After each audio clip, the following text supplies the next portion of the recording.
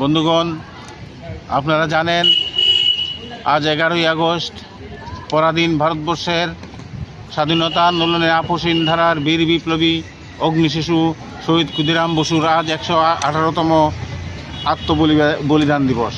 আমরা শহীদ ক্ষুদিরাম বসু স্মৃতিরক্ষা কমিটি আগরতলা এই দিনটি প্রত্যেক বৎসরে যথাযোগ্য মর্যাদা সহিত পালন করি। এবছরও আমরা এখানে সমবেত হয়েছি তাকে শ্রদ্ধা নিবেদন করার জন্য। আমরা মনে করি স্বাধীনতা 77 বৎসর পরেও আজকে ক্ষুদিরাম যে উদ্দেশ্য নিয়ে স্বাধীনতা আন্দোলনে ঝাঁপিয়েছিলেন এবং নিজের জীবন বিসর্জন দিয়েছিলেন তা এখনও অপূরিত রয়ে গেছে।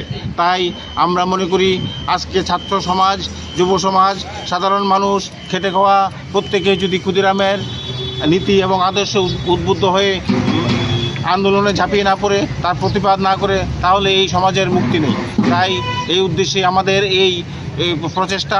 আমরা প্রত্যেক বছর এই ক্ষুদিরাম বসুকে আমরা শ্রদ্ধা নিবেদন করছি। ধন্যবাদ।